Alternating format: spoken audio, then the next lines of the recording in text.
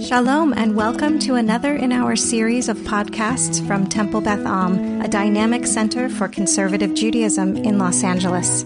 This is a recording of a Shabbat teaching by Rabbi-Cantor Chorny. We're gonna dive into a piece of Vaera from the very, very beginning of Vaera that, because of the way that the commentary goes, it kind of requires us to go back into this week's Parsha. And I've really gotten into Ibn Ezra this week. I spoke about Ibn Ezra last night, and I've gotten into this particular commentary by Ibn Ezra that you'll see we're going to land on at the end today. And it took me on a tour through some stuff from this week, which means that I've asked that you either have a Chumash in front of you or I'll walk you through these pieces from elsewhere. So I'm going to pass these around. They're for no particular reason not stapled. So I'm just going to ask, as you pass them around, that you take 2 pages. I think that's right. And then pass them down. You'll see there's a giant title on the, if you take 2 pages, then you'll see there's a title on the next page. Okay, so there's a moment right at the beginning of Parshat Vaera when God is speaking to Moses. Is it the first time when God is speaking to Moses? Is this, in Parshat Vaera, the second Parsha of the book of Shemot, is it the first time that God is speaking to Moses? No, you have the burning bush, and God speaks to Moses there, which is partially why we have to go back a little bit in a few commentaries down the road. But there is a moment. Yes, Kathy. Wonderful question. Does it say Vayomer Adonai or Vayomer Elohim? So in that moment, in chapter 3, you can already turn to it. In chapter 3, you'll see, this is where we're going to go. Chapter 3, you see on page 326, if you're in the Eitz Chaim, chapter 3, verse 1, begins where Moshe is tending the flock, right? And of Yitro, who is his father-in-law, right? And he comes to Horev, which is Har Hashem. We know that. He doesn't know that, right? Har Elohim. Vayera malach Adonai elav. So an angel of God appears to him in a blazing fire in a sneh that was a nenu ukal. It was not consumed by the blaze, right? And he says, oh my gosh, this is amazing. Why doesn't the bush burn? And then when God saw that he had turned aside to look, God actually called out to Moshe, right? Vayikra elav Elohim mitoch hasneh vayomer Moshe. Moshe, what's that reminiscent of? Avraham. There's also sneh in that one, right? When he calls out to Avraham in the moment of his nearly sacrificing his son Isaac. And Moshe says back, Vayomer Hineni. By the way, exactly the dialogue from that moment of near sacrifice, okay? Vayomer al ti krav halom shal naalecha me'al raglecha. So don't get too close, but also take off your sandals. Rabbi Kligfeld actually spoke about that this morning. Ki hamakom asher ata omed alav admat kodesh hu, because you're standing on holy ground, sir. Right? He doesn't say sir. I added sir. Vayomer anochi Elohei avicha, and he says, so God introduces himself. I am the God of your fathers, plural. Elohei Abraham, Elohei Yitzchak, Elohei Yaakov. This is getting a little into what we're going to get into later. But yes, he does introduce himself to Moshe. He does say hi and introduce himself. It doesn't say Vaidaber Elohim El Moshe, but God is definitely talking to Moses, right? God says to Moses, I am the God of your fathers, right? So it's clear that God is talking to Moses there. He doesn't say the classic verse that we're getting to, but he does say, I am the God of your fathers. So we definitely have that.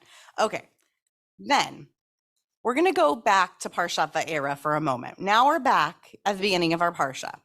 God spoke to Moses and says, Vaidaber Elohim el Moshe, Vayomer elav, and he says to him, okay, now we get Vayomer elav, and he says to him, Ani Adonai. I am Yud He Vav He. Okay, I am Adonai, however that is pronounced. Vaera el Avraham. I appeared to Avraham, el Yitzchak, to Isaac, ve'el Yaakov, be'el Shaddai. Be'el Shaddai. I appeared to them, Be'el Shaddai. What is Be'el Shaddai? What is Be'el Shaddai? That's what all of today is going to be about. Be'el Shaddai. I appeared to them, Be'el Shaddai.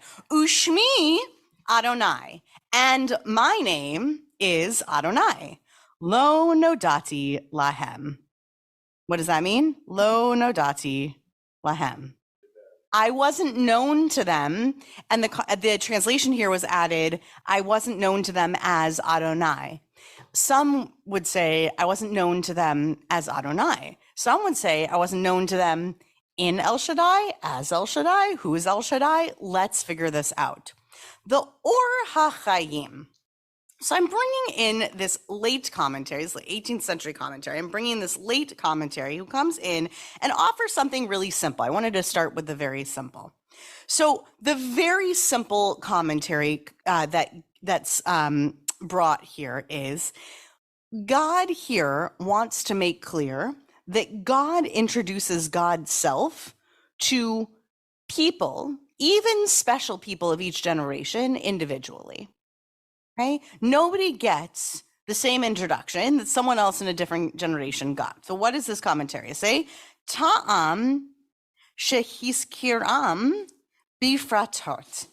So the reason that God didn't lump them together, but referred to each one by names, is that he was known on something special, something unique to that patriarch who was in question. El Avraham, Abraham was unique in that he recognized his creator without having been guided to that particular moment, right? What is particular about Avraham, or Avram, as what he was when he met God? Midrash is that he destroyed the idols. Who told Abraham, you should believe in God? Right. No one told Abraham he should believe in God, or Avram he should believe in God. He just believed in God. He is. He's the founding father. I like that, right? He's the patriarch who figured it out from the beginning, right? So if, or Chaim says, someone has foreknowledge of the existence of God and God's power, he doesn't get special credit for conducting themselves with such knowledge. So every intelligent being would choose good over evil once they know. Do we agree with that? I don't necessarily agree with that, but I do agree with the Reisha, not the Seifa. Okay, with the first part, not the second part. I agree with the first part, which says Avraham should get special credit and should be listed separately, meaning what Or Chaim is picking apart here is, why does it say in this verse, Elohei Avraham, Elohei Yitzchak, Elohei Yaakov? Or for that matter, why does it say in our prayer services, Elohei Avraham, Elohei Yitzchak, Elohei Yaakov? Why bother saying that? Why bother saying, I introduced myself individually to each person? Well, because the relationship was entirely different to each of those individual people. I am not just the God of all Elohei Avicha. Remember, now you guys got the teaser. I was going to bring that in here, but you saw it earlier. He said, I am Anochi Elohei Avicha, right? That's what God said earlier at the bush. I am the God of your forefathers. But here God says, well, but let me get a little more specific. I was a God who met Abraham. And then later, I was a God who met Isaac, right? It's his reference sheet, as Irv says. It's like each time I met up with and created a special relationship with each of these forefathers.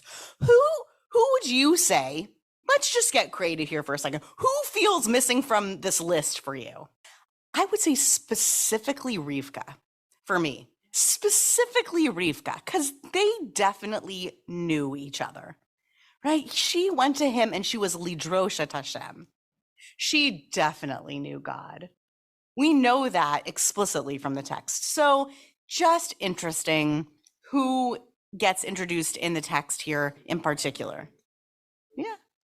It's his story rather than her story, says Irv. Yes, Kathy. Oh, I like this as well, right? So Kathy says, listen, God is changed every time God meets up with someone. God is like Shivim Panim LaTorah. There's 70 faces of God. God has so many evolving and changing aspects to God. Every time God meets with a human being, this is a little deep, right? But God is different in meeting up with that human being. So that connection is searingly different at each of those moments for God as well. I like that a lot. Barry, you're going to get the last point, and then I'm going to go to the next commentary. Each L is different, and it's the same God, but it's a different human. You're right. Right. No need to repeat the name of God every time, but rather we just repeat the different people with whom God has a relationship. That's beautiful. Sure. Sandra, you can jump in too. Mhm. Great question. Where does Kel Shaddai come in? Where does El Shaddai, this idea, come in? Where does it first appear? Where is this idea? The first place, at least where it appears in Shemot, is here. And I am going to make an argument, and you'll see where and when in just a few minutes that I really hope that we get through in time. Otherwise, we'll be here all night. Why it's only important as to how God is referenced in Shemot. It's not my argument, it's a commentator's argument. I'm standing on the shoulders of someone else's argument, but this is the, oh, right, that El Shaddai. Speaking of that El Shaddai, turn the page to Sforno's commentary, our 15th century Italian friend, going back in time a little bit. And we're just going to look at the beginning of his commentary, who says, that bet, what the heck is that bet doing there? Okay. Ushmi Hashem, okay, my name is Hashem, lo nodati, didn't know me. Look at the verse again, right? So what, yeah, Bet El Shaddai. So it says, and I appeared to Abraham, to Isaac, and to Jacob, Be El Shaddai. So what is this Be? He says, the bet, Be El Shaddai, Nimshachat Letevat Ushmi. Tevat means either ark or word. Okay, so it is connected to this word Ushmi. So it's Be Shmi. So it's applying to the word Shmi. So it's like it's Be Shmi. So El Shaddai is the name. So El Shaddai, so it's, let me reread the verse with it. Vaera El Avraham, El Yitzchak, El Yaakov, El Shaddai, Bishmi Adonai. So he's saying that it's not that the bet actually belongs there and it was put in the wrong place. He's saying he introduced them, God introduced God's self with the name El Shaddai, with that name, and that the bet is just sort of oddly placed in that place. And if, in effect, I'll read the translation just for this. We're going to run out of time so fast. In effect, what God is saying is that God has not made a point of becoming familiar to the patriarchs by God's attribute Hashem when appearing to them by Yud He Vav He, such as in the example mentioned. The question is El Shaddai a place, or is El Shaddai a name? Is El Shaddai a place, or is El Shaddai a name? Be El Shaddai. If you were to ask me, by the way, this would also be a very easy scribal error. It could have been Ke El Shaddai, as El Shaddai. That's just me speaking as somebody who studied at the Jewish Theological Seminary. I haven't asked any of my professors about it, but as El Shaddai would make a whole lot of sense here as well. Yes. Mm-hmm. So when is El Shaddai used and when is Yud He Vav He used? We're going to get there in a commentary in just a minute. So when are each of these names used? Like, is El Shaddai used as a name? Is it not used as a name? Right? Is it a place? Does it show up as a place? How do we know? What are we basing this on? But clearly, Sforno is basing this on the notion that he thinks that it's a name, right? Bishmi El Shaddai. He thinks that it's Bishmi El Shaddai, but the bet is placed in an odd place in the sentence. Okay, go to Rabbeinu Bachya on Shemot on the 3rd chapter, which is not in Vaera. It's in this week's Parsha in Shemot. So go back to Shemot, chapter 3, verse 15, which is on page 320, 330. Okay, 330 and 331. Okay, so Rabbeinu Bachya says, Elohei Avraham, Elohei Yitzchak, Elohei Yaakov. In this moment, when God says, you should tell the Israelites, Ehyeh sent me to you, because I am Ehyeh Asher Ehyeh, I will be what I will be. And God said further to Moses, thus you shall say to the Israelites, El B'nai Yisrael, Adonai Elohei Avotechem, the God of your fathers, Elohei Avraham, Elohei Yitzchak, Elohei Yaakov, Shalachani Alechem, Zeh Shemi Le'olam, V'zeh Zichri L'dor Dor. So this is my name forever, and this is my remembrance from generation to generation. So Rabbeinu Bachya says, this kind of a list, this is the list by which I will be known. I will be known by Elohei Avraham, Elohei Yitzchak, Elohei Yaakov. I will become known as the God of ancestors in a chain like this. Go to the end of the commentary, though. Another example, V'chein b'sefer Micha, V'eshlach lefanecha et Moshe, Aharon, uMiriam. Yet another example, Rabbeinu Bachya says, of the list of people who come. Why can God not be introduced, though? Why can God not say to Moshe, go to the Israelite people, to Bnei Israel, and say, I am the God of Moshe, Aharon, uMiriam? They have no idea. They have no experience at all. And actually, think about this for just a second. They have no recent connection whatsoever with Avraham, with Yitzchak, and with Yaakov. So Irv wants to believe that there is a lineage, and it's a strong one, and that generation that was enslaved down in Egypt, they were holding tight. Right. And I find that there's a reintroduction here that's happening that seems to be playing deeply on the fear, perhaps, that God has, that maybe you're right, Irv, and maybe I'm right. Like, maybe it's true that they still absolutely have this connection to the notion that this is the God of their ancestors.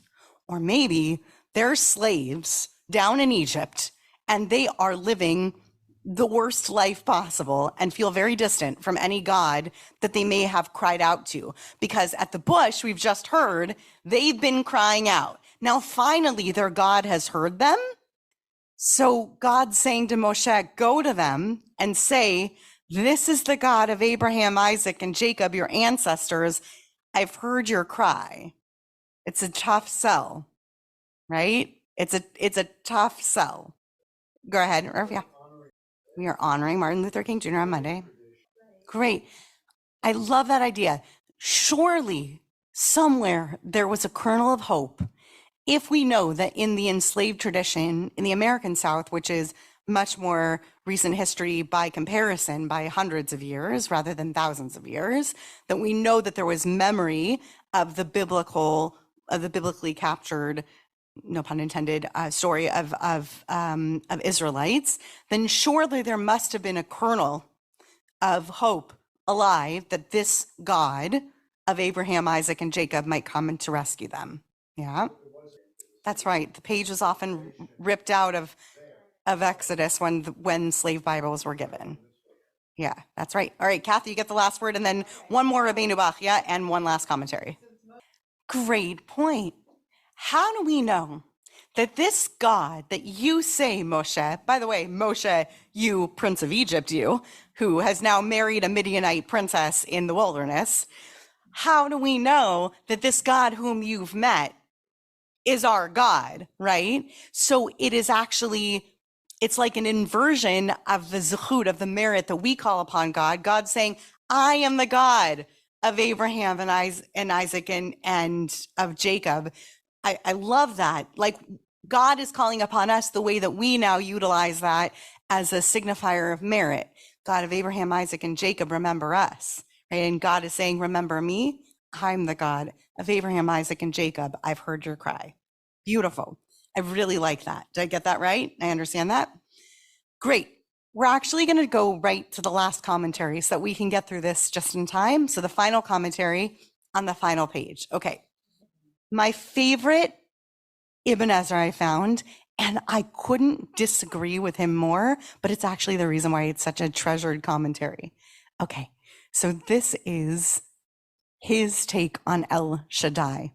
So now we're traveling back to the moment in Vaera where God speaks to Moses and says, just so you know, I revealed myself to Abraham, to Isaac, and to Jacob, Be El Shaddai. So Ibn Ezra says, maybe what this meant was as, because bet can mean bet can be taken to mean as an El, as a God, she, that is die, enough. And then he goes on to say that absolutely cannot be the case. God is never translated in such a way. It has to be adjectival. That's not a form that we read God's name in. And I thought to myself, Ibn Ezra, but that's such a great explanation. I love this explanation so much. We're going to read the verse in this way for a moment. Okay, so God spoke to Moses, Vaydaber Elohim el Moshe, Vayomer elav. So God, Elohim spoke to Moshe, Vayomer elav. He said to him, Ani Adonai, I am Yud-He Vav-He, Vaera, and I appeared to Abraham, El Yitzchak, Ve'el Yaakov, and also to Jacob. Be El Shaddai, as a God who was enough. Ushmi Yud-He Vav-He, and my name is Yud-He Vav-He. Lo nodati lahem. I wasn't quite known to them. I love this read so much, even if Ibn Ezra disagrees with his own read himself about what this could possibly be. And the reason why I love this is that, again, we're talking about a moment where God is, just to reach into a little bit of theology, we are talking about a moment where we are acknowledging a God who has permitted God's people, to descend for hundreds of years into slavery. So this is that God saying, I am a God who is enough and will be enough. And so it creates this air of wonderment about how there will be repair in that relationship now in this generation. How will they be known? Will God be El Shaddai in this generation? Will God be the God who is enough to this generation? It's not a name, it's a quality of God. God is El Shaddai. God will always be enough in every generation. It's an ask of trust and a very difficult one. Does anyone want to offer any thoughts on that notion before we close? Does that make you? Yeah. Yeah.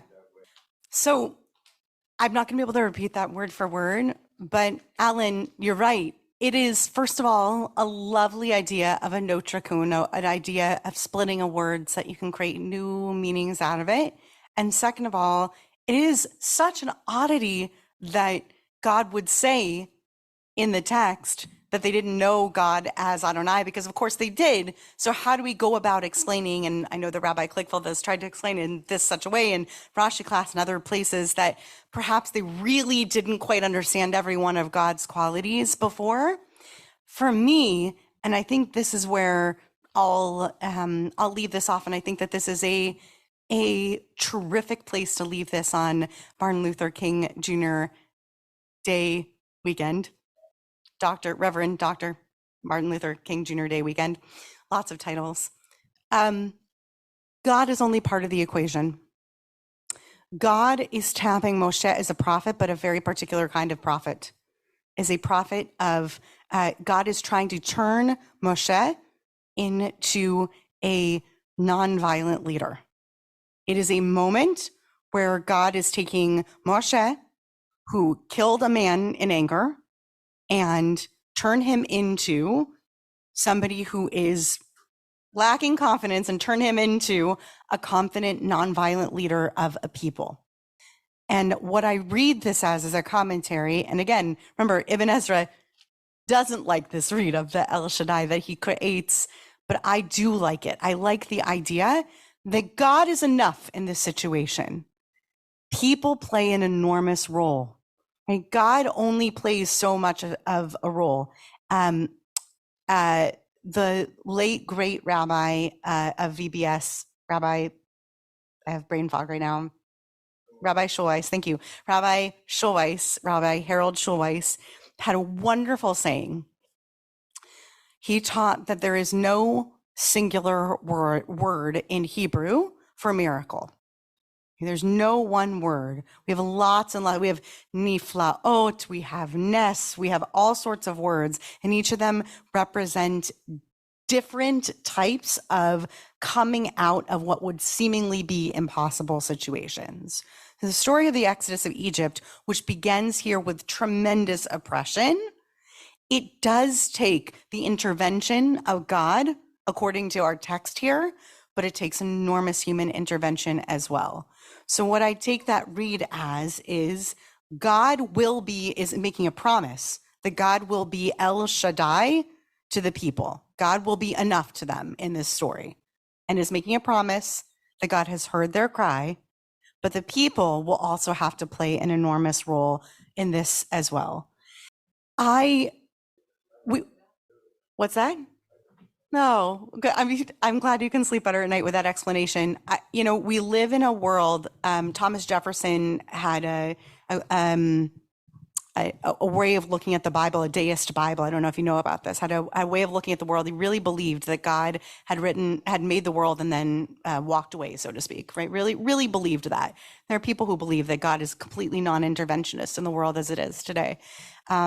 And when I go back and I read the Exodus story, it's hard for me to go back into the world of playing with God being an interventionist in the world. But when I put myself in it, as I'm supposed to do as a Jew, and really read the Exodus story, putting myself in it, I do want to be there. I do want to remember that this Pesach. I want to believe that God will be El Shaddai. I do want to believe that there's just enough God, that there's just enough of whatever it is in the world that will help the human being leaders on this planet, that will nudge the unwilling but needed and talented leaders to step up as they need to step up, right? And so on and so forth. So may it be that we are in a world where we have a God who is El Shaddai, a God who might be admittedly fallible, as is the case in this story. And may we be open to new reads always of this story, because it's the only thing that keeps this interesting. So thanks for coming along for this ride today. You have been listening to another in our series of podcasts from Temple Beth Am, a dynamic center for conservative Judaism in Los Angeles. If you enjoy these podcasts, we invite you to write a review on the Apple Podcast site or wherever you get your podcasts.